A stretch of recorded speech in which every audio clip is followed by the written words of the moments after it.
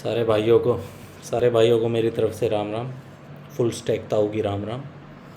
आज हम डिस्कस करने वाले हैं front end performance optimisation series का पहला वीडियो रहेगा ये, जिसमें हम डिस्कस करेंगे improve image delivery. Lighthouse की वार्निंग है, उसको कैसे फिक्स करना चाहिए और वो क्यों आती है। ठीक है, अगर अभी आप देख पा रहे हो मैं लोकल होस्ट 3000 पे हूँ। मेरे होम पेज पे 3 इमेजेस हैं, एक फुल विड्थ इमेजेस है, 2 मेरे बेसिकली स्मॉल इमेजेस हैं फुटर की। लेकिन अगर आप देखो, जो कि मैं अगर कोड आपको दिखाऊं तो मैं एक नेक्स्ट इमेज रैपर मैंने बनाया है और उसके अंदर मैं इमेज टैग यूज़ कर रहा हूं, जिसमें मैं SRC वगैरह साइज़ अभी कुछ है नहीं, मैं फिल प्रॉपर्टी पास कर रहा हूँ। ठीक है, फिल प्रॉपर्टी से बेसिकली क्या होता है कि अगर आप नेक्स्ट इमेज कंपोनेंट को फिल प्रॉपर्टी पास करोगे तो वो बेसिकली पेरेंट जो जिसकी पोजीशन रिलेटिव है उसकी विड्थ एंड हाइट लेगा, ना कि अपनी विड्थ एंड हाइट लेगा। ओके, तो अभी अगर आप देखो तो जो इमेजेस की विड्थ जो हम लेके आ रहे हैं, फैच करके ला रहे हैं, वो काफ़ी ज़्यादा बड़ी है। अगर आप प्रीव्यू भी देखोगे कितनी बड़ी इमेज है, लेकिन हमें दिखानी इतनी है। सेम वार्निंग हमें लाइट हाउस भी देगा। अगर लाइट हाउस मैंने रन किया है, जिसके अंदर हमारे पास इम्प्रूव इमेज डिलीवरी का एक ऑप्शन आ रहा है कि एस्टिमेटेड सेविंग 384 KB का है हमारे पास, हम कर सकते हैं इतना। तो ये ऑप्टिमाइजेशन हमें कैसे करना है ये मैं आपको बताऊंगा, जिससे कि हमारी परफॉर्मेंस और भी इम्प्रूव हो। बेसिकली ये तो सिंपल एप्लीकेशन है, लेकिन जो बड़ी ई-कॉमर्स एप्लीकेशन में उनमें ये इम्प्रूव इमेज डिलीवरी की वजह से परफॉर्मेंस काफ़ी हद तक बढ़ती है। जो इमेज हैवी एप्लीकेशंस होती हैं, जैसे कि ई-कॉमर्स वेबसाइट्स वगैरह, जो कि कंटेंट मैनेजमेंट सिस्टम यूज़ करती हैं इमेज दिखाने के लिए, जो स्टैटिक इमेजेस हैं जैसे कंटेंट स्टैक वगैरह हो गया, ये ऐसे CMS यूज़ करती हैं जहाँ पे कंटेंट मैनेजर्स अपलोड करते हैं। वो किसी भी टाइप की इमेज अपलोड कर सकते हैं। ठीक है, तो लेकिन अभी हमें उनको ऑप्टिमाइजेशन कैसे करना है उनका, वो अभी हम डिस्कस करेंगे। ठीक है, ये विड्थ 1920 क्यों लेके आ रहा है पहले ये डिस्कस कर लेते हैं। 1920 बेसिकली ये लेके आ रहा है डिवाइस पिक्सल रेशो की वजह से।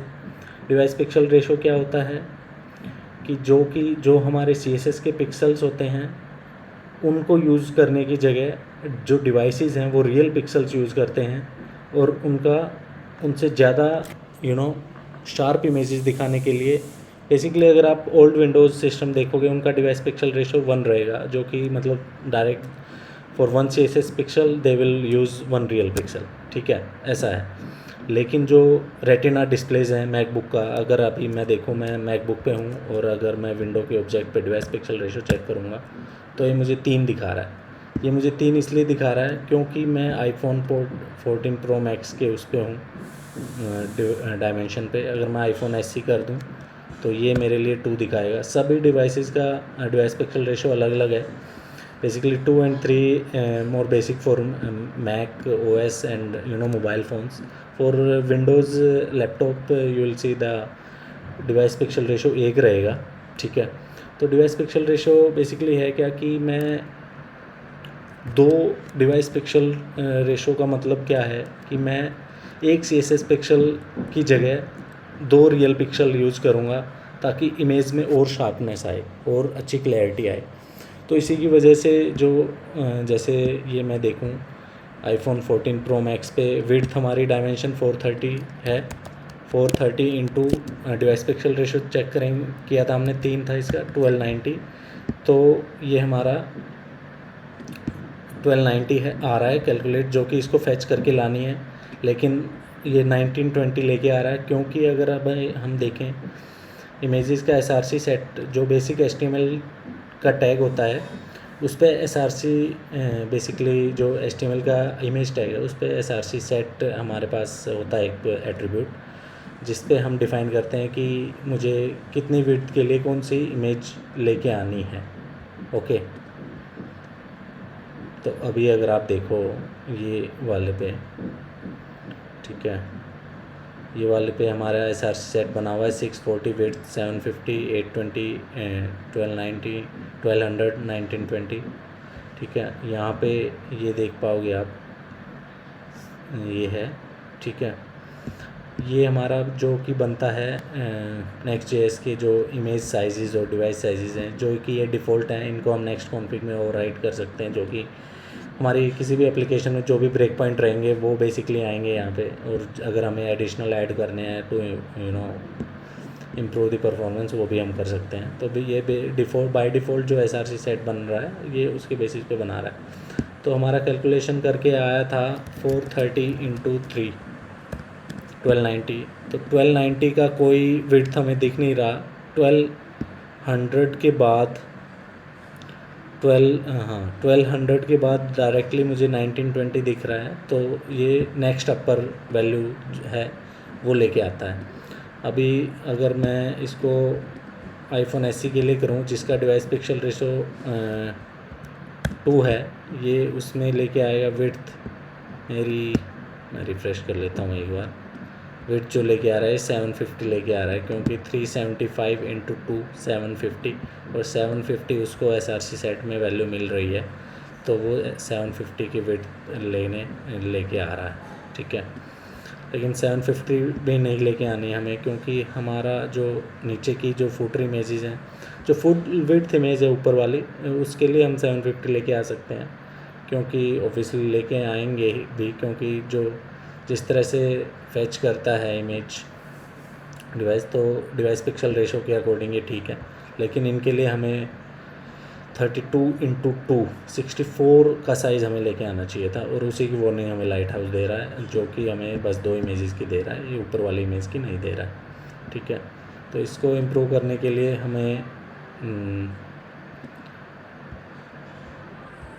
Next.js ने साइज़ प्रॉपर्टी भेजी है। साइज़ प्रॉपर्टी बेसिकली हम यहाँ से उठा के, ठीक है, ये अपनी एप्लीकेशन में यूज़ कर लेते हैं, जो कि मैं जो फुटर की इमेजेस हैं उनमें साइज़ दे देता हूँ। ये काम नहीं कर रहा था बेसिकली, जो पहले वाला साइज़ था, इसमें मैं मैक्सिमम मेरे को मोबाइल के लिए लेके आनी है 32 पिक्सल। मैं टैबलेट के लिए कोई और दे सकता हूँ 48 पिक्सल, जो मेरे अकॉर्डिंग है। बेसिकली मैं तो यहाँ पे 32 पिक्सल यूज़ कर रहा हूँ, लेकिन मैं अलग अलग, तो जो बाय डिफ़ॉल्ट है मेरी 64 पिक्सल लेके आओ। तो मोबाइल के लिए हमने 32 डाल दी है। लेट्स सी अभी, ओके मैं डेमो मोड में ही था, सॉरी। तो अभी हम देख लेते हैं अभी हमारा कितनी लेके आ रहा है।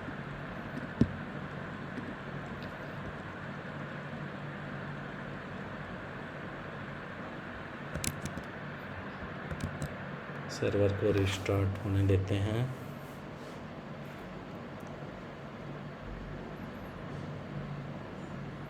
हाँ जी, तो ये जो विड्थ लेके आ रहा है हमारे इमेजेस के लिए 64 लेके आ रहा है, जो कि पूरा करेक्ट है, जो कि इतने साइज़ की हैं। और अगर अभी हम बिल्ड बना के परफॉर्मेंस टेस्ट करें तो काफ़ी अच्छा रहेगा हमारे लिए, आई थिंक, क्योंकि हमने डिफ़ाइन कर दिया है कि इतने के लिए मुझे 32 पिक्सल की ही इमेज चाहिए, मुझे इससे ज़्यादा इमेज चाहिए ही नहीं, क्योंकि मेरे पास ऑलरेडी विड्थ डिफ़ाइन है, ठीक है, कि मुझे इतना ही विड्थ दिखाना है मोबाइल के लिए, इससे ज़्यादा मुझे चाहिए ही नहीं।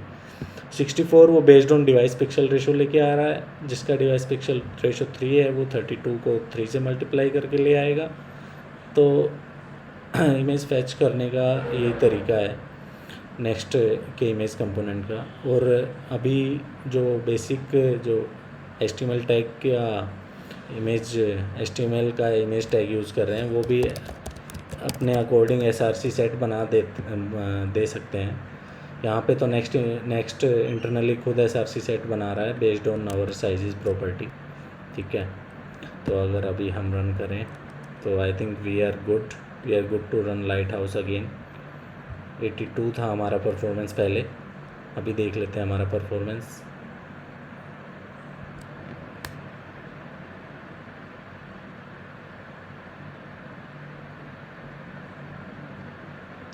ओह, काफ़ी हद तक हमारा बढ़ा है, 93 हुआ है।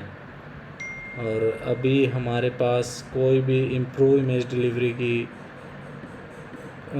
कोई भी वो वार्निंग या इंसाइट्स नहीं आ रहे हैं। तो हमने इमेज इम्प्रूव डिलीवरी कर लिया है, बेस्ड ऑन ये बाकी जो LCP वगैरह हैं, H priority should be high because ये हमारे LCP में कवर हो रही है ये इमेज, तो हमें ये ईगरली लोड करनी होगी। ये सब हम आगे इसी सीरीज़ में front end performance optimisation series में सीखेंगे।